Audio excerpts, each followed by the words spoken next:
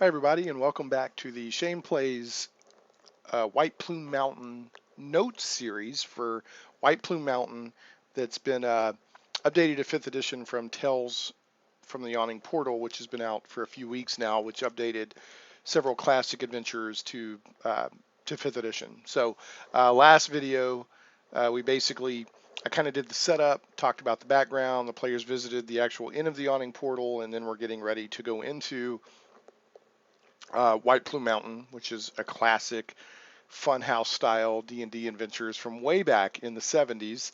And in this video, we'll be talking about they went in, baby, and what happened once they began encountering the dungeon. So get into that here in a moment. First, got some other stuff I want to talk about real quick, just sort of in general from the adventure and how I'm doing it. I forgot to mention last time, I meant to, and I mentioned this before with Out of the Abyss, but I don't know how well you can see this. One of these days I'm going to upgrade my camera. But this is basically a sheet that has all my players. I do this for all of my adventures. Has the player name, the character name, their alignment, their class, their race, their armor class, their passive perception, and their sex, male, female, whatever. And yes, I know these days some people want to identify as XYZ, whatever. And if a player's like, my character is androgynously blah blah blah, then I'll make some. But for the most part, all my players play male or female characters. So okay, just wanted to mention that I find it helpful, especially when it comes to like passive perception. You can just refer to that real quick, or even armor class. You may want to do a couple of rolls or check a couple of things without alerting the players that something's going on. So I think that's very handy. And to be quite honest, you can forget uh, character names. You'll probably learn all your group members' names pretty easily, but their character names sometimes you forget. But that's important to your players that they took time to come up with a character name, and they don't want you to just always be like, "Hey Bob." They like it when you say, "Hey, what is, for example, um, Alsage doing?" That's one of the characters in this campaign, or this, not really a campaign, the adventure for White Plume Mountain, the side adventure before we go back to Out of the Abyss. Another thing I did, there's that poem that I had said was on the wall of the inn in the local village about 5 miles away from White Plume Mountain. It's a classic handout from the adventure. Search ye far, search ye near, you'll find no trace of the three unless you follow instructions clear, for the weapons abide with me. And it's the poem, the riddle, that kind of gives clues to Black Razor, Wave, and Whelm, which are the three weapons inside White Plume Mountain. This actually I printed out from the PDF of the original White Plume Mountain back in the day, but I'm sure you can find either that or various versions of it, or whatever. I know you can find it on the internet real easy, and it's in the book as well on page what page is it? No, it's in here somewhere. Page 95 of Tales from the Yawning Portal, and you could type it up and put whatever font you wanted on it. But this is the actual original prop or handout or whatever from the adventure, the 1979 adventure from Advanced Dungeons and Dragons, and it's got Caratus's little seal on it and all that. So I gave the players a copy of this, so they have it to refer to at all times. So that's a couple of little setup notes there that I thought that you might find interesting. They also, one of my players, I had told them that I said you can buy anything you want from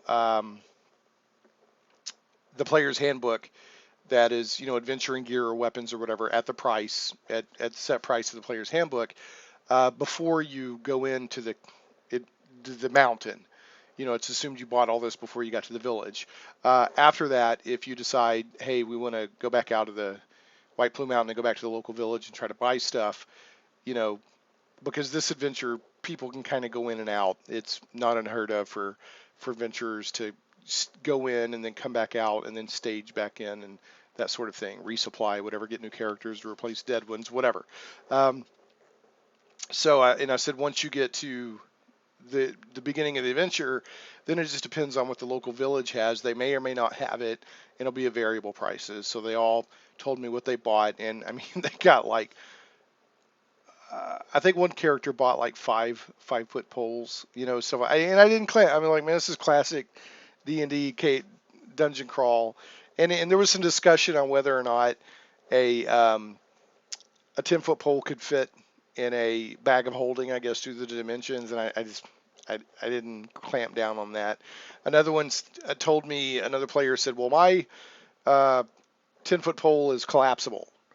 And I said, really? I said, how much was that? And he goes, well, it was just the normal price. And I said, no, no, no. If you want a collapsible one, you need to double the price because you're doing like a custom thing. But anyway, they took my caveat seriously that this is a classic dungeon crawl. So they're getting like classic um, dungeoneering equipment and that sort of thing. Now, one of the questions I had, a player asked me, would a revivify scroll um, be a fair price at 500 gold pieces? And I went and looked that up, and it's a 3rd level spell with normally it has, I think, 300 gold pieces worth of diamonds that you have to use with it.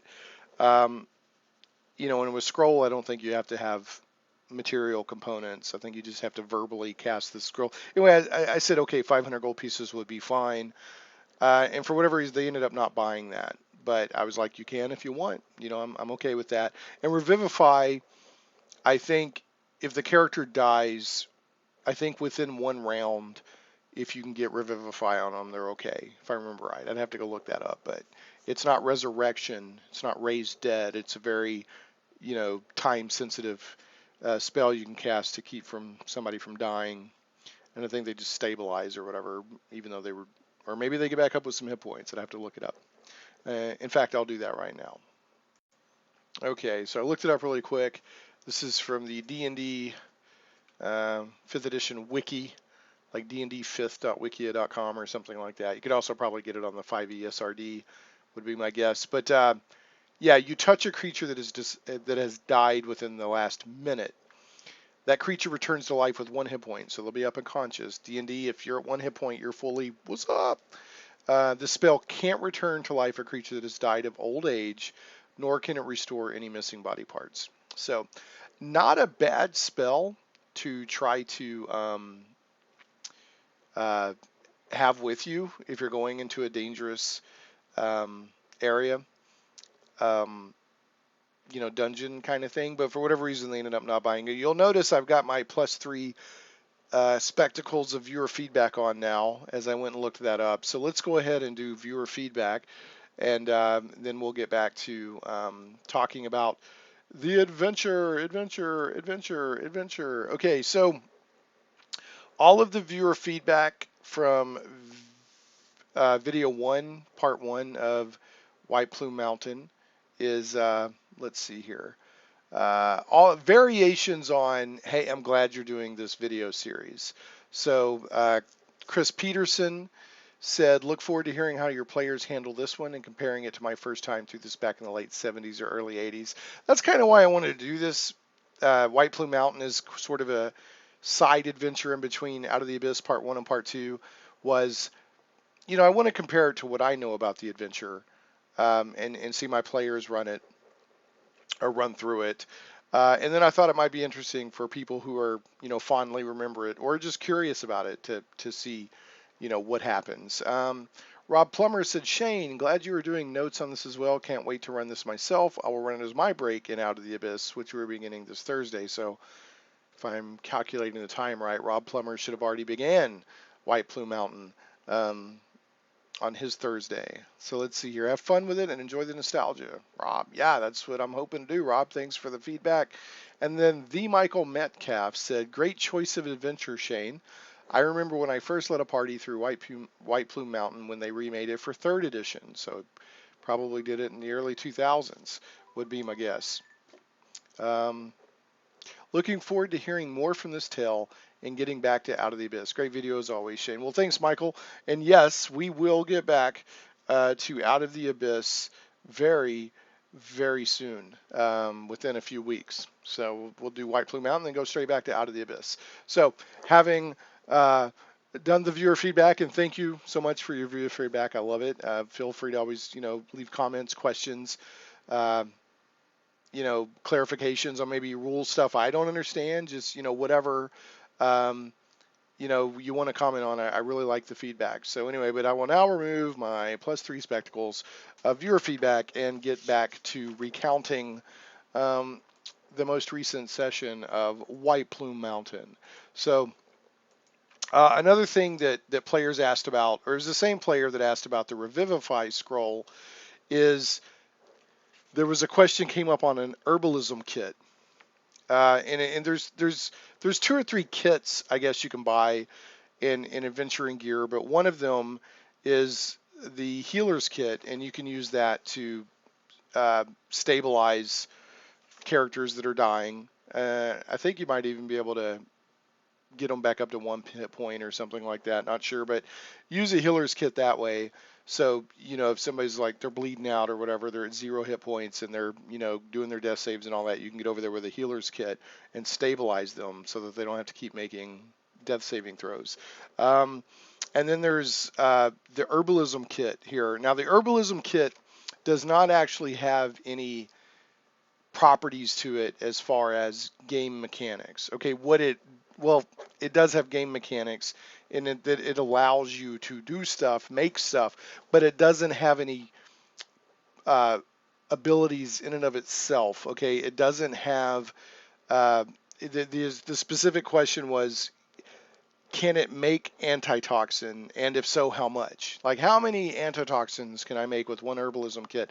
And it doesn't work that way. The herbalism kit is a bag full of tools like mortar, pestle, this, that, and the other to allow you to take herbs and plants and whatever and make stuff. So it's just like a kit of tools. Okay, so it doesn't in and of itself have any like you can say, well, I use this herbalism kit to cure this guy of poison. It's not like that, like a healing kit is. It lets you take herbs and make stuff. So you can make healing potions. You can make uh, antitoxin. You can make other stuff. Assuming that you're proficient with the kit, it'll help you make this stuff. And then you just do the normal crafting rules that are already in the game. So just wanted to point that out. And I found a link when I was researching this. Somebody out there basically took all the crafting rules they could find in D&D 5e and they put them together into one chart, which I thought was very talking about what you need and how long it takes and all that. And I'll put that link in the show notes, and I may even flash it up here on the screen while I'm talking about it. But it's got a lot of information on it, so just flashing it up on the screen is not going to be super helpful. So I'll put that link in the show notes. So just want people to check that out. So having said all that, they got to the point where they're going to the dungeon. And basically when you're at the local village, I didn't even name the village. Okay, it's just a small village that's like 5 miles from White Plume Mountain. And one of its main trades is adventurers coming through because they're curious about White Plume Mountain.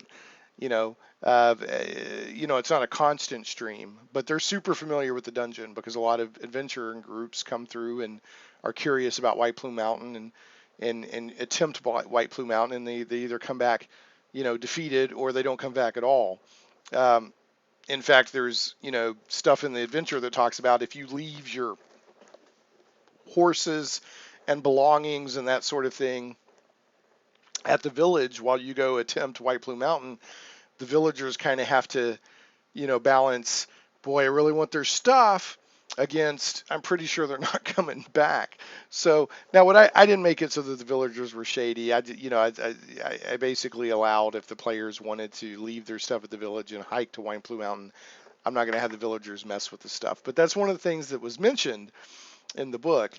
It's so common for adventurers to try White Plume Mountain and not come back that the villagers are like, well, I wouldn't mind having that horse, or boy, that I like their loot that they've asked us to safeguard. But like I said, I didn't play it that way. What I did do, there's they can either stage from the village, or there's a cave called the Dead Knolls Socket, Gnolls, or apostrophe S, Dead Knolls Socket. And it's just a cave a couple of miles from the mountain that you can leave your horses and carts and loot and all that stuff there, and then hike into the mountain either way. And I just determined whether they stayed at the village and hiked from the village, or if they stored their stuff at the Dead Knoll's eye socket, um, that their stuff would be okay. And the book even mentions if they use the cave of the Dead Knoll's eye socket, it's pretty easy to barricade it up so that unintelligent monsters can't get in there and all that. Main difference is, if they stage from the cave, it's like a 2 mile hike. If they stage from the village, it's like a 5 mile hike, right? So that's main difference. Now, you as the DM, you may make one or the other more dangerous or likely to have your stuff robbed. I personally didn't do that, but it's definitely something as a DM that you could do. And I just want to point out in the White Plume Mountain book itself, there's a pretty cool piece of artwork showing White Plume Mountain and its environs, and the Dead Knoll's eye socket is down here at the bottom. And there's also off over here, it says the the cursed ruins of Castle Mukos. Who knows what lies within? And there's kind of a question mark and an arrow pointing down. And I love that kind of stuff. It's like maybe another adventure from first edition AD&D talked about that, but I don't have it here. But it's kind of a neat little. Ooh, I wonder what's over there. So, just kind of wanted to point that out. Now, I spent a lot of time describing the mountain itself, and the surrounding area. The mountain itself is just a big, almost perfectly conical volcano, and there's just this constant plume of steam coming off of it and drifting off. That's why it's called White Plume Mountain. The mountain itself has steam vents around on the mountain, but none of them are big enough to go in and get into the mountain. And if I remember right, the surrounding area is kind of boggy and nasty. Let's see. Yeah, the mountain itself is 1,000 yards in diameter at the base, rises 800 feet up above the surrounding land. The white plume that gives the mountain its name and fame is a continuous geyser that spouts from the very summit of the mountain another 300 feet into the air, trailing off to the east under the prevailing winds like a great white feather. The spray collects in depressions downslope and merges into a sizable stream. Steam vents are visible in various spots on the slope of the mountains, but none of them are large enough to allow entry. So, and then it talks about the surrounding area, if I remember right, is kind of swampy, kind of nasty. Let's see if I can. Yeah, stands alone in a vast area of dismal moors, Moors, and tangled thickets. So it's just kind of a nasty area that it's in. The only entrance, unless you as the DM just come up with something, I'm going to take this watch off because it keeps banging against my desk and making noise. The only entrance into White Plume Mountain is this thing called the Wizard's Mouth, and it's just a cave, and I'll get into a second why it's called the Wizard's Mouth. And now you as the DM might come up with something different, but I basically just stuck with the adventure. That's the only way to get in is the Wizard's Mouth. Now, I had the players were kind of searching, and they were doing spot checks and this and that. And I basically said, you just don't see anything out of the ordinary beyond what you would expect to see. It's kind of a dismal area, with moors and tangled thickets, and then this volcano, but you don't. Other than the fact that you're in a volcano or around a volcano, you don't see anything interesting. And there's kind of a constant rumbling that where that steam is constantly geysering out. There's kind of a constant rumbling noise. And it's important to remember that once they get down into the dungeon itself, there's kind of a constant vibration. And this is purely due to the volcanic activity and the steam and all that spewing out. I had one player ask, well, is it like Old Faithful? Like, is it, regular, like blows every hour? It's like, no, it's just constantly blowing. It doesn't blow and then stop and then an hour later. It's just constantly blowing the steam up. So, so I'm just trying to establish the mood of the area. Now, the Wizard's Mouth, they had been told by both the local village people and the people, the adventurers that told them about White Plume Mountain originally, they got them to come here at the end of the Yawning Portal in Waterdeep, that the only way in was the Wizard's Mouth, and a cave called the Wizard's Mouth. And they were like, why is it called the Wizard's Mouth? Well, they're going to find out pretty soon. So, they keep searching and looking, and they knew that the Wizard's Mouth is on the south slope. That's right here in the book on page 96. And the physical characteristics I was just giving about the mountain and the surrounding area on page 95 and 96. The only possible entrance to the cone is a cave on the south slope known as the Wizard's Mouth. This cave actually seems to breathe, exhaling a large cloud of steam and then slowly inhaling, like a person breathing on a cold day. Each cycle takes about 30 seconds. Approaching the cave, the party will hear a whistling noise coinciding with the wind cycle. If it were not for the continuous roaring of the plume, we were just talking about that roaring, rumbling of the plume blowing off the top of the mountain, this whistling could be heard for a great distance. So that's why it's called the Wizard's Mouth, because it seems to breathe. It's like, and it's just kind of a cool effect. Now, there's nothing magical going on here. It's just a geographical phenomenon. But at this point, the players don't know that, and they're kind of like, "Whoa, why is it breathing?" And they're kind of, a little nervous about that, which I think is kind of the point of the designer. And they the cave itself, the the Wizard's Mouth, is 8 feet in diameter and 40 feet long. Um, at the end of the cave, near the roof, is a long horizontal crevice about a foot thick. Yeah, about a foot thick. I don't know. Yeah, crevice about a foot wide. The air is sucked into this crack at great speed, creating the loud whistling noise and snuffing out torches. Shortly, the rush of air slows down, stops for a couple seconds, and then comes back out as a great blast of steam. This steam is not hot enough to scald anyone who keeps low and avoids the crevice, but it does make the cave very uncomfortable, like a hot sauna bath interrupted by blasts of cold air. The ceiling and the walls of the cave are slick with the condensed steam that runs down them. The floor is covered with several inches of fine muck. Okay, so I want to mention a couple things here. One, you'll notice the torches get blown out in this cave. So at this point, it's a good time to talk with the players about how are you doing your light source. Now, if your group is like my players, almost everybody has some sort of dark vision or thermal vision or whatever. I've got one human player who can't see anything, or that doesn't have any special vision. And I think they took something like a stick or something, a rod of some sort, and they put continual light on it. I think the cleric did. So that's the human's light source, and they have a bow, so I think they tied it to their bow, if I remember right. But if they go on their torches, poof, it's going to get blown out like every 30 seconds. And so this is a really good time to talk to your party about what light source are you going to use in the dungeon. The other thing is the ceiling and walls of the caves are slick with condensed steam that runs down them. White Plume Mountain, the dungeon, has a lot of moisture and water in it.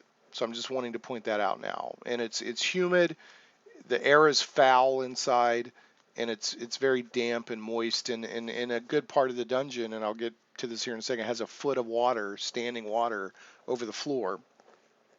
So you just want to keep that in mind. Now, at the end of this tunnel, the only way in, they're like, well, where's the entrance? Where's this or that? And what there is careful probing of the muck near the back of the cave will reveal a small trapdoor with a rusted iron ring set in it. Once the muck has been cleared away, a successful DC 20 strength check is required to pull up the encrusted door. Magic such as knock or pass wall can also help open or bypass the door. And then directly beneath the door is a 20-foot square vertical shaft in the beginning of a spiral staircase that leads down. Once they get that trap door open and start going down, they're literally in section 1, room 1 of the dungeon, which is the spiral staircase. Now my players, I guess because I'm like, have tried to really get them in the mindset that this is a classic style dungeon crawl that can be deadly. And also, talking about, any dungeoneering equipment and this and that or the other in a different kind of mindset. They were very, very cautious about this area.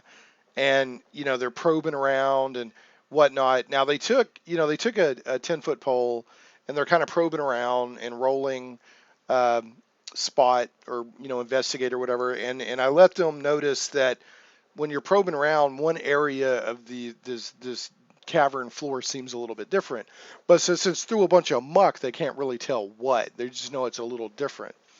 And boy, this is where players will just go off on a wild goose chase.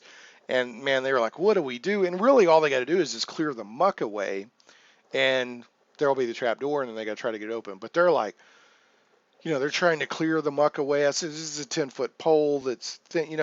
The minute you swipe your pole through it, it just fills back in. They're trying to, what do we do? And can we go back outside and get, shovel-shaped rocks? And can we do that? I mean, they're really thinking this through. And then finally, one of the players was like, forget it. I just reach down and start slapping at the at the muck, and they got it cleared away. But before that, I mean, they were like pushing their foot on it real slightly, and they're like, what does it feel like? And I'm like, you don't know because you have like armor on, so you're just kind of pushing your foot into the muck. I mean, they're really being cautious. But anyway, they finally got it cleared away. They found the trap door. And what's funny is like the dwarf who's all strong couldn't get it up, and then another character who has some strength, I think, could not lift it up.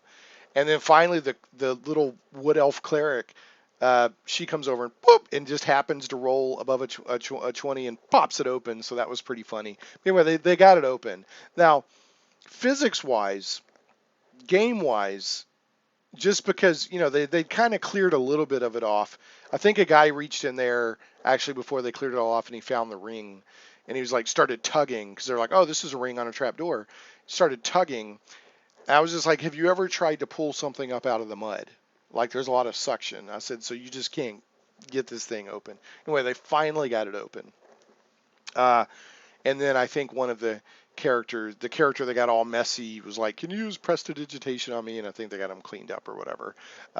Anyway, so they go into the section number 1, which is the spiral staircase. Now, before I get to there, I'm going to go ahead and read you the general features of White Plume Mountain Dungeon. All corridors in the dungeon are 10 feet in height and have been carved out of, and in some cases seemingly melted through, there's my cat, solid rock. Unless otherwise noted, doors are 8 foot by 8 feet, made of oak and bound in iron. Though the doors are swollen by the dampness and thus difficult to open, requiring a successful DC 15 strength check, the wood is not by any means rotten. The water on the floor is about 1 foot deep. Okay, this is very important, especially in the first large section of the dungeon. The water on the floor is about 1 foot deep, and the floor itself is covered with slippery mud. So not only do you have a foot of water underneath that, there's slippery mud. So except where flights of steps lead out of it, the scummy water covers the floors of all rooms and corridors. The water and mud reduce average movement by 1/3. This is important. Speed 30 becomes 20, speed 20 becomes 15, etc. And will necessitate continual probing of the door by the party as they advance. Well, it's kind of up to the party, but this is definitely what the adventure is recommending. It will be very difficult to keep silent because you're sloshing through water, run without falling, or depend on invisibility because waves and foot-shaped holes in the water give one away. So they're kind of using the environment of the dungeon as a disadvantage to the players right off the bat. Okay, so just be aware of that. Now, they come to the spiral staircase, that's section 1 on the map. And the staircase is badly rusted, appears to be sturdy. The air inside the passageway is warm, humid, and rather foul. You reach the bottom of the stairs with a splash. The floor is submerged by a foot of water. So this is where they learn about this. And as soon as they got down, I kind of gave them the details on you got water and mud and it's hard to move and all that. So the staircase goes down about 100 feet before ending in Area 1. Sensitive characters, this relates to that rumbling and thrumming and all that, will feel a thrumming, will feel the staircase thrumming to a continuous low vibration. This is the vibration from the plume geyser. It will be noticeable everywhere in the dungeon. So everywhere in the dungeon, there's this sort of thrumming, this vibration from the plume. And in the humidity, lamps and torches will burn fitfully and give off a lot of smoke. So again, lamps, torches, all that stuff is kind of at a disadvantage, even if they're not being outright uh, being blown out. Now, floating in the water are splotches of green and white subterranean algae. This algae or algae-like fungus also clings and patches to walls and ceilings. It is harmless and can be found almost everywhere in the dungeon there is water. So it's just important to set that up to the players so they understand kind of the environment. Now, this algae, again, this isn't green slime. It's not pudding or it's not dangerous. It's just a physical characteristic of the dungeon. There's just a lot of water in here. I don't know why, but there is. There's just a lot of water. So I guess because of the steam from the plume. I don't know. Um, so basically, they they go forward and they'll encounter at section 2 in this dungeon the Riddling Guardian. Now, the Riddling Guardian, one thing that I messed up, there's a wall of force in between the characters and the Riddling Guardian that they kind of bump into or whatever before they get to the Riddling Guardian. So I just said, like, you're walking along and you see this Gyno Sphinx, which is Gyno Sphinx is basically the female Sphinx. Can't remember I think Andro Sphinx is the male Sphinx. They're pretty powerful, but this one, um, it says a rather mangy, bedraggled gynosphinx squats in the space where 3 corridors converge. So they kind of go up, go north, and then it splits 3 different ways. You can go straight, you can go to northwest or northeast. It's kind of a 3-tined fork, kind of a pitchfork almost. And there's this sphinx there with this wall of force. Now, the wall of force is weaker than most, and it can be brought down by disintegrate, dispel magic, or pass wall. Um, if the wall of force is destroyed, or if the players try to get around it, the Sphinx will attack. Okay, now my players did not get into a fight with the Sphinx. You just need to be aware that it can happen. The Sphinx just says, "Hey, you can pass if you answer my riddle." Here's the riddle: round she is, yet flat as a board. Altar of the Lupine Lords. Jewel on black velvet, pearl in the sea, unchanged but ever changing eternally. The answer, of course, is the moon. To me, the dead giveaway is the Lupine Lords, because the lupine wolf, the wolf's howl at the moon, and all that. But it's round, and from our perspective, look it up, looks like this kind of flat disc. It's a jewel on black velvet. The sky, the night sky. It's a pearl in the sea. It reflects on the sea. It doesn't change, but it's always changing, going through its phases. So it's the moon. Now, you know, uh, my main player, who's a veteran player, um, main veteran player, I should say, who's been playing for decades, was like the moon, you know, and got it really quick. And then most of the other players like, oh yeah, okay, the moon. A couple of them were like, what? Kind of thinking about it. They're like thinking about stars or something like that. There's nothing that says you can't find a more difficult riddle, especially if you're playing with players that you suspect have played White Plume Mountain before, or that have. You could change the riddle if you wanted to. Just a thought. But I kept the riddle the same. I may, if they go back out and come back in, I may each time have a different riddle. I don't know. We'll see how it goes. So the Gyno Sphinx let them by, and they had some discussion with the Gyno Sphinx, a little bit of conversation, and the Gyno Sphinx was polite enough, but not really helpful. The Gyno Sphinx basically either willingly or against its will or her will is there because the wizard who runs the dungeon, whether it's Caraptus or somebody else, said you got to be here and do this. This is your job. So and they were I kind of played it like the Sphinx had been there so long it was almost bored about it. I was like, yeah, okay. But it was kind of pleasant, and they talked and whatnot. And I kind of hinted around that even though it's kind of a cat-like creature that's always grooming itself, it's been there so long, setting in the water, that it's just kind of given up on keeping itself perfect because it's mangy and bedraggled. So now the players went. I said, which way do you want to go? I said, you can go northeast, north, or northwest. I said it splits 3 different directions. For whatever reason, they decided to go northwest, which kind of surprised me. I don't know why that surprised me. For whatever reason, I was more mentally prepared for them to go northeast or north. But I had read several rooms ahead on all three directions, so to be, careful on which way I thought, so I wouldn't get caught off guard. And I'm glad I did, because they went the way I least expected, which is a typical thing for players to do, right? DMs and GMs. Um, so they went through. They went northwest, and that leads them down a long hallway and into section 18. Which this is weird to me. 18. It's a pit. Halfway down this hallway, uh, there's a 10-foot long, 10-foot deep open pit filled with and hidden by water. If the characters aren't testing the floor ahead of them, those in the first rank must succeed on DC 15 dexterity save to avoid falling into the pit.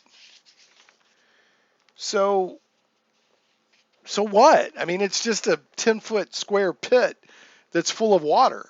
There's no there's no spikes, there's no monsters, there's no crushing walls, there's no ill-tempered sea bass with frickin' lasers. I mean, there's nothing. It's just a pit. You fall in it and swim around, I guess, And so I just thought it was a little weird. Like, why is this pit here?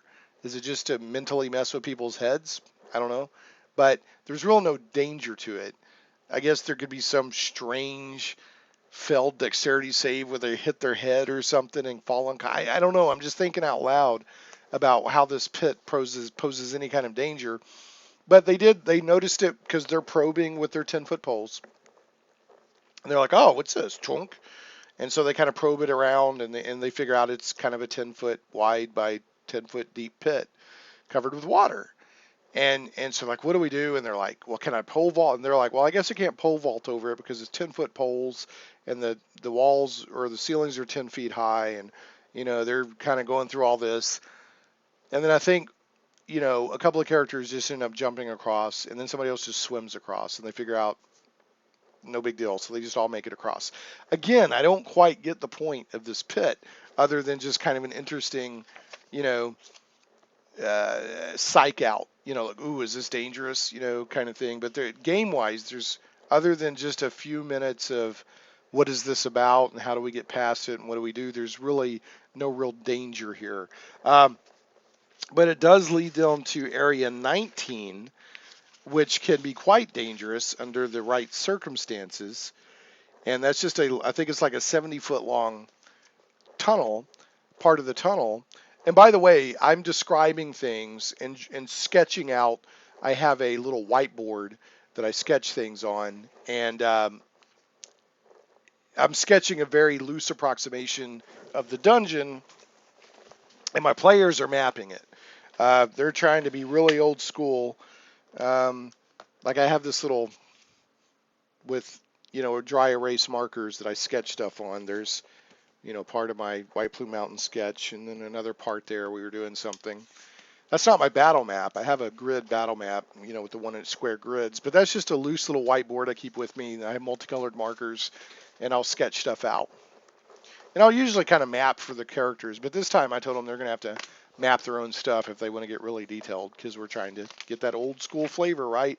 And one of the players, I think 2 of my players are mapping actually, so which is pretty cool.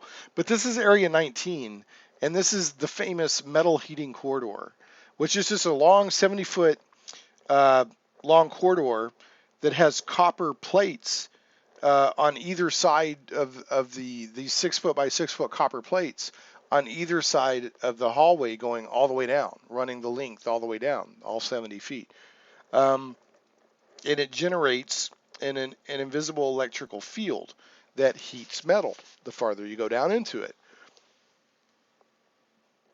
So people that are wearing metal armor, players that are wearing metal armor, can take a lot of damage the farther they go down this hallway. It's kind of a nasty trap and a nasty puzzle to figure out. So it says the field isn't directly harmful, but metal objects that pass between the plates become heated. Metal will become uncomfortably warm after moving 20 feet into the field. painfully hot after 30 feet, hot enough to deal fire damage at 40 feet and beyond.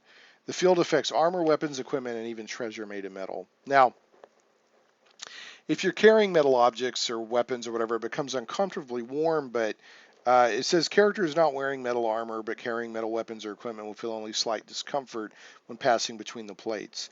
But if you're wearing metal armor and you try to go down the hallway wearing your metal armor, then you'll take damage as follows. 1d8 fire damage at 40 feet, 2d8 fire damage at 50 feet, an additional 3d10 fire damage at 60 feet, and another 4d10 fire damage at 70 feet. So they could take a potentially 3d8. They could potentially take 3d8 plus 7d10 fire damage if they go the full 70 feet wearing metal armor. So is that 3d8? That's what 16. That's 24, and then 7d10 would be 70. Up to 94 points. Up to 94 hit points. A minimum. How many dice are we rolling? 3 plus 7. A minimum of 10, up to 94 hit points. So anywhere between 10, if you roll the absolute worst on the damage, or the best for the player, depending on your perspective, up to 94 if you roll the best, or worse, depending on the player's perspective. That could potentially kill somebody very easily. So, but of course it's designed so they're getting the point the further they go down. Ow, ow, ow, ow, my armor's hot. So and it says metal carried in wrappings of cloth will burn through by the 50-foot mark, and it will similarly burn through leather by the 60-foot mark. Armored characters might have no recourse other than to remove their armor, then drag, push, or use magic to get their metal armor and weapons through the corridor, then suit up again. Armor pulled through the corridor by ropes will heat up enough to burn through the ropes at 60 feet, leaving a pile of hot metal lying in the water. The only sovereign remedies for this dilemma are area effects that deal cold damage, such as Ice Storm or Cone of Cold, which will nullify the effect long enough for the party to dash through. Notice that it says area effects that deal cold damage, because one of my players has a Cone of Frost. I think it's a cantrip. And that's not an area of effect. Now, if they had employed it this way, which they didn't, if they had kept casting it just on one character's armor, then I would have allowed that to get them through with either no damage or, a third of the damage or half damage or something. But they were casting it around at like the copper plates, and that didn't make any difference. Now, one of my players who admitted to me after the game that they kind of remembered this trap. They didn't specifically remember it from White Plume Mountain, but they had remembered at some point a trap like this. What they did is they waited a while and let the players kind of think about it. Players were shooting arrows at the copper plates and touching the copper plates and casting or trying to detect magic and this and that and the other. And, they had actually, some characters had actually gone down about 20 feet and looked around. And since they'd only gone 20 feet, they didn't really activate the heating effects. So there was a lot of kind of probing and this and that and the other. And then this player let a lot of that go on for a while. And then finally said, okay, kind of vaguely remembered this trap and tied, I think it ended up taking a metal spike and putting it on the end of a 10-foot pole and leading it out there. And I said, well, nothing happens. And then they tied another 10-foot pole, so they got 20 feet worth of poles and went out. And I think they went out like 30 feet. Nothing happened, and then they advanced like 10 feet. And then finally, they got into where some heating is going to happen. And they were kind of taking this pole with the metal spike and banging it against the wall and floor and the copper plates and all that. And then finally they brought it back, and they looked at the metal spike and determined it got really hot, while the 10-foot pole was not hot. So like everybody's like, oh, this is a heat metal spell, which it's not specifically a heat metal spell, but it's a very similar effect. There's no actual spell mentioned in here. It's just a magical trap effect. So they got, there's no moss on my characters. They got the point that wearing metal armor, because I think we had somebody advance a ways into it doing some testing, and they weren't wearing, they were wearing like leather armor or something. And I think studded leathers. I didn't make the studded leather a problem. And they noticed that their weapons and stuff were getting uncomfortably warm, but not damaging them. But they figured out correctly that metal armor was probably not a good idea. So, hello, Buster. Get your tail out of here. Thank you, buddy. So they did, they took their armor off. They're trying to figure out how am I going to get it down there. And there's different ways to do it. You could do a tensor's floating disc. You could do a bunch of other ways to get it down there. I guess really something they didn't think of doing. They could have put it into a bag of holding, and they didn't think of doing that. They've got 2 bags of holding, but that didn't occur to them. What they did was they took a couple of 10-foot poles and tied some blankets and made kind of like a little stretcher and put all the metal armor on top of the blankets, set it in the water, which is a foot high, and we're dragging it. Well, it very specifically says like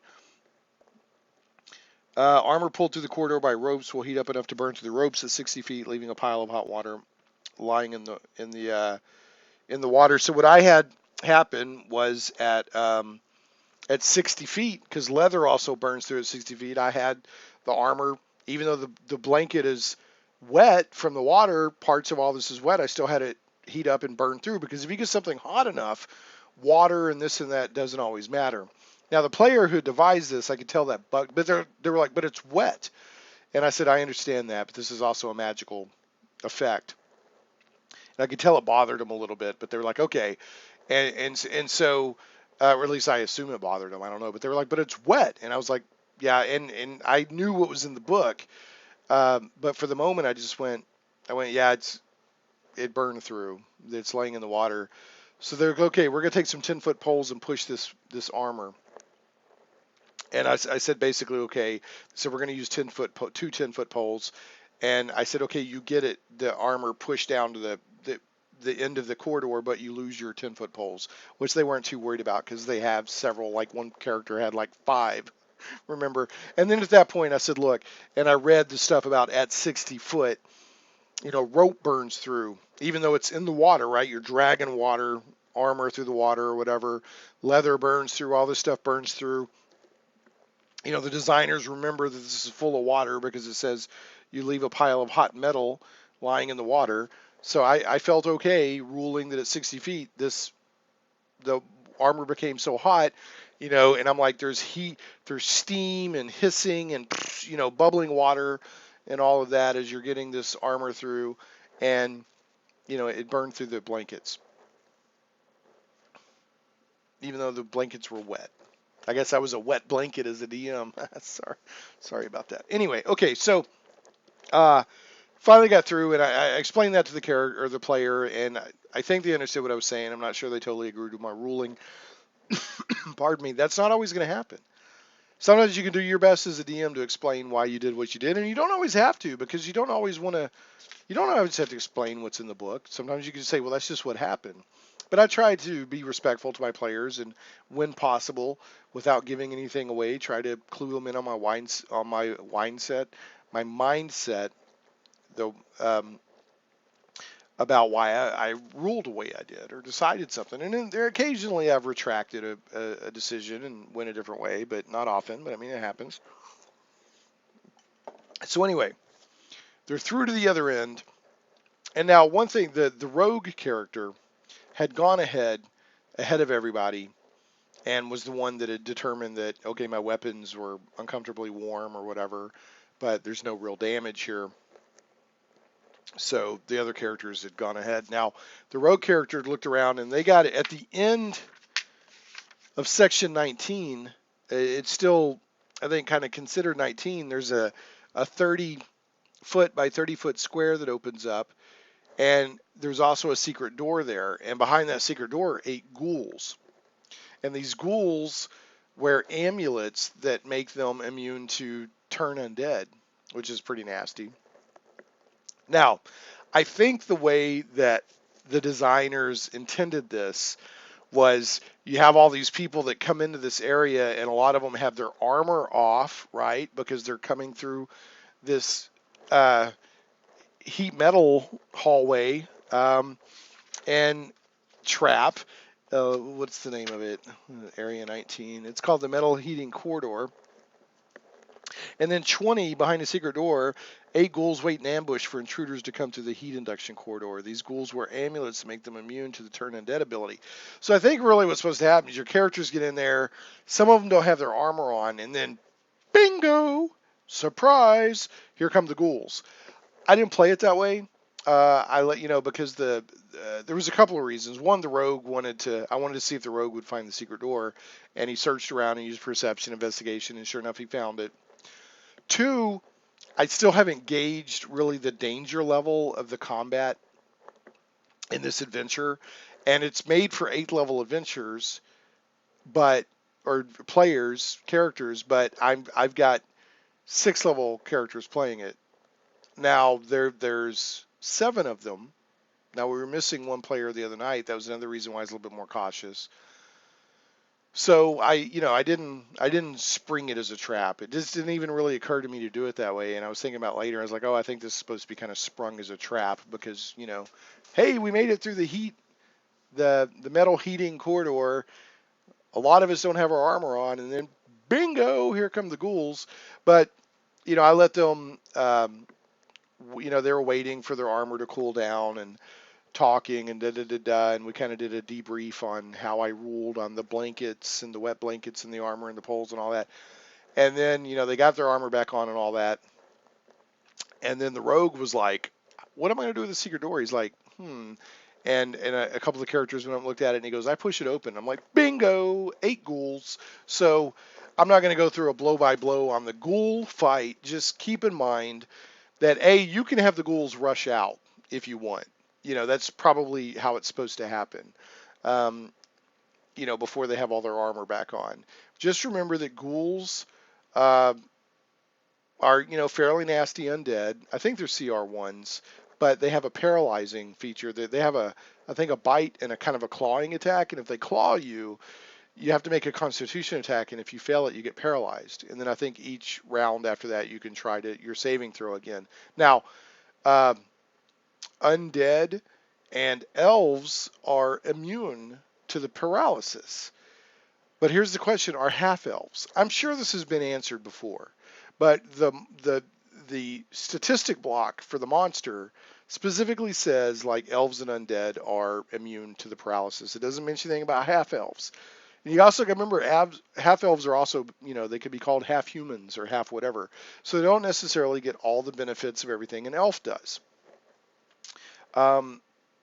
And I went and looked up the half-elf racial abilities in the player handbook, and it didn't specifically state that they were immune to paralysis. Maybe I overlooked something. So, we were kind of looking around, and the player who plays a half-elf, the bard, after a couple of minutes, was like, "Oh, I'm not worried about it." And I said, "Well, I'm kind of curious now," and I spent some time looking, and I couldn't find a definitive answer. So I ruled for the moment that half-elves are not immune. Only full elves are, and drow and all that. Which are full elves. So I'd love to hear your opinion on that.